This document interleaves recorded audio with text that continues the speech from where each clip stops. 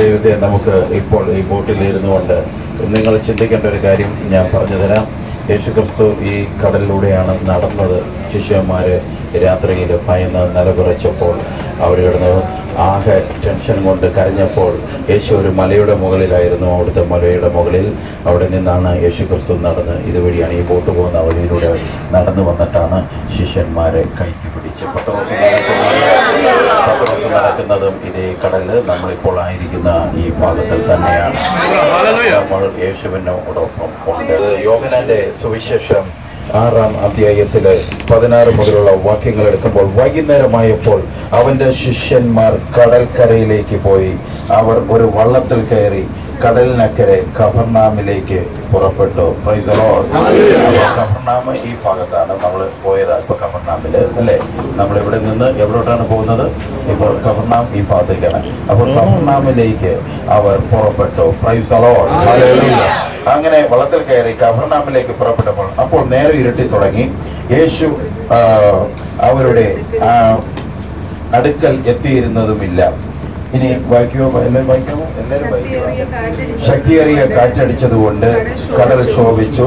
25-30 സ്താദിയോൺ ദൂരം തണ്ട് വലിച്ചു കഴിഞ്ഞപ്പോൾ യേശു കടലിന് മീതെ നടന്നു വെള്ളത്തിൽ സമീപിക്കുന്നത് കണ്ട് അവർ ഭയപ്പെട്ടു.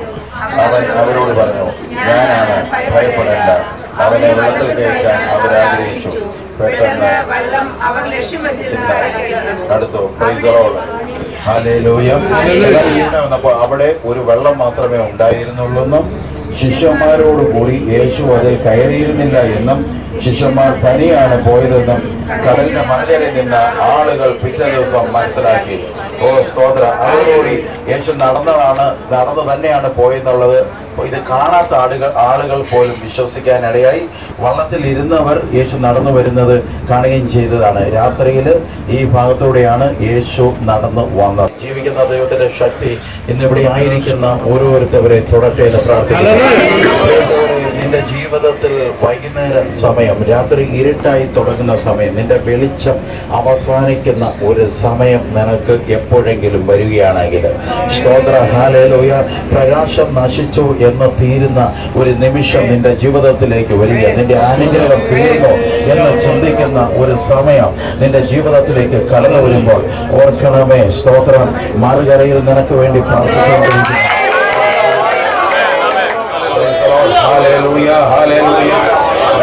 സ്ഥാനത്തേക്ക് തുഴഞ്ഞു പോകുന്ന സമയത്ത് നീ അറിയാതെ തന്നെ ഇരുട്ട് നിന്റെ ജീവിതത്തിലേക്ക് കടന്നു വരുമ്പോൾ നീ തീർന്നു എന്ന് വിചാരിക്കുന്നിടത്ത് ദൈവവൈതൽ വിളിച്ചു പറയണം, നടന്നു വന്ന് എന്നെ എഴുന്നേൽപ്പിക്കാൻ കഴിയും അറിയാൻ വേണ്ടിയിട്ടാണ്. ഒരു കഷ്ടത അവർക്ക് വന്നതുകൊണ്ടാണ് ലോകം മുഴുവൻ യേശു ഈ ഗലീലയിലൂടെ നടന്നു എന്ന് അറിയുവാൻ തക്കവിധം ഇടയായത്. നിങ്ങളുടെ ജീവിതത്തിലെ കഷ്ടതയാണ് നിങ്ങളെ ഇന്ന് ഈ ബോട്ടിൽ വരെ എത്തി നിർത്തിയിരിക്കുന്നത്.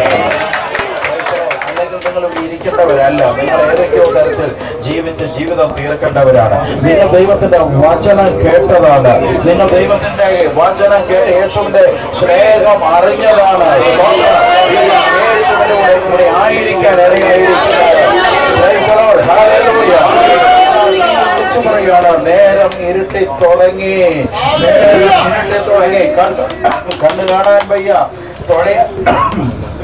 തുഴയാൻ സാധിക്കാത്ത വിധത്തില് ആ വല്ലാത്ത രീതിയിൽ കാറ്റും കോളുകളും വളരെ ശക്തമായി ശോഭിച്ചുകൊണ്ടിരിക്കുക. കാറ്റടിച്ചിട്ടാണ്. ഇത് ശാന്തമായി കിടക്കുന്ന ഒരു സമുദ്രമാണ്. ഇവിടെ തിരമാലകളൊന്നുമില്ല. നമുക്കറിയാം, നമ്മൾ പഠിച്ചപ്പോഴേ കേട്ടിട്ടുണ്ട് ഇവിടെ തിരമാലകൾ ഇല്ല എന്ന് കേട്ടിട്ടുണ്ട്. പക്ഷെ ഇത് വെറും കാറ്റടിച്ച് കിടക്കുന്ന ഒരു സമുദ്രമാണ്, വെറും ശാന്തമായി കിടക്കുന്ന ഒരു സമുദ്രമാണ്. പക്ഷെ ശക്തിയേറിയ കാറ്റ് കാരണമാണ് ഇവിടെ തിരമാലകൾ ഉണ്ടായത്. അപ്പൊ ശക്തിയേറിയ അതിശക്തമായ കാറ്റ് തിരമാലകൾ ഉണ്ടാവാനായിട്ട് ഇടയായി. Praise the Lord. അപ്പൊ ആ കാറ്റത്തില് അന്ന് നമ്മൾ ഇവിടോട്ട് വരുന്ന സമയത്ത് കാണാൻ സാധിക്കുന്നുണ്ട് ഇവർ സഞ്ചരിച്ച വഞ്ചി എങ്ങനെയുള്ളതാണെന്ന് ഒരു ബോർഡ് വെച്ചിട്ടുണ്ട്. ആ ബോർഡിലേക്ക് നോക്കിയാൽ നമുക്കറിയാം ഇവർ സഞ്ചരിച്ച വഞ്ചി കാറ്റടിച്ചു കഴിഞ്ഞാൽ ഒരു അല്പം തിരമാല ഉയർന്നു കഴിഞ്ഞാൽ ആ വഞ്ചി മുങ്ങിപ്പോകാൻ തന്നെ ഇടയാകുമെന്ന് നമുക്ക് നന്നായിട്ട് അറിയാം. Praise the Lord. ഇന്ന് നമ്മുടെ ജീവിതമാകുന്ന വഞ്ചി വലുതൊന്നുമല്ല.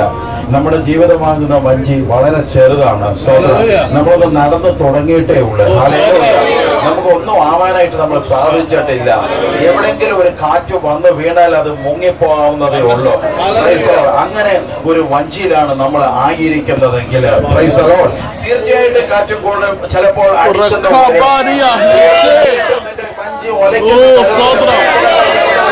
നീ മറിയുന്ന കണക്ക് നിനക്ക് തോന്നിയേക്കാം. ഓ സ്തോത്ര, നീ അലമുറ ഇട്ടേക്കാം. പക്ഷെ ഞാൻ ഒരു കാര്യം ഉറപ്പ് പറയുവാണ്, യേശു ക്രിസ്തുവിനെ സ്നേഹിക്കുന്നവർ മുങ്ങാൻ ദൈവം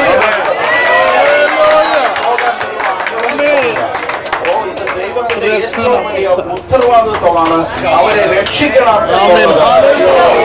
നിന്നെ രക്ഷിക്കണം എന്നുള്ളത്, നിന്നെ ഈ നടുകടലിൽ താഴ്ത്തണം എന്നുള്ളതല്ല.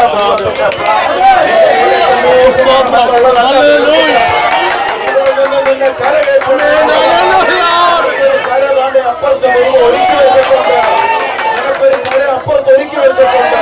അവിടെ നിനക്ക് പ്രവർത്തിക്കുവാനുണ്ട്, അവിടെ നിനക്ക് അത്ഭുതങ്ങൾ ചെയ്യാനുണ്ട്. ഈ കരയിൽ ഇവിടെ വെച്ച് ദൈവം എഴുന്നേൽപ്പിക്കുവാൻ, ഈ ജലത്തിൽ വെച്ച് ദൈവം എഴുന്നേൽപ്പിക്കുവാൻ ഇറങ്ങി വരും.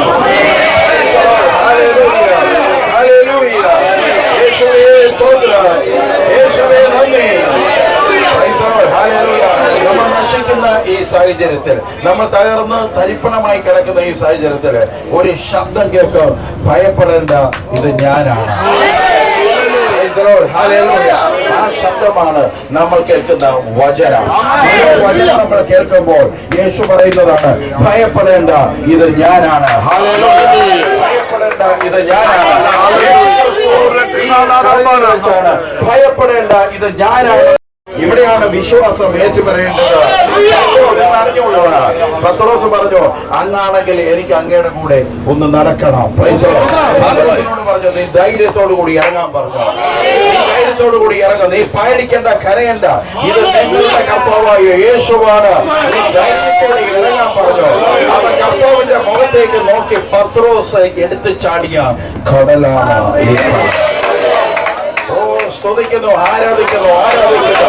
ഞാൻ പറഞ്ഞു വരുന്നത്, ഇവിടെ നമ്മൾ മനസ്സിലാക്കേണ്ട ഒരു ശക്തി ഞാൻ കാണിച്ചു തരാം. എന്താണെന്നറിയോ? പത്രോസ് എന്തിനെയാണോ ഭയപ്പെട്ടത് അതിന്റെ മുകളിലൂടെ നടത്തുവാൻ ദൈവം അതുവരെ എന്തിനെയൊക്കെ കണ്ട് ഭയപ്പെട്ടോ, എന്തിനെയൊക്കെ കണ്ട് വിഷമിച്ചോ, ആ വിഷമിച്ചതിന്റെ മുകളിലൂടെ നടക്കാൻ ദൈവം കൽപ്പിച്ചോ. അവന് കൂടുതൽ നടക്കാൻ സാധിക്കും. എപ്പോഴാണ് അവന് കൂടുതൽ നടക്കാൻ സാധിക്കുന്നത്?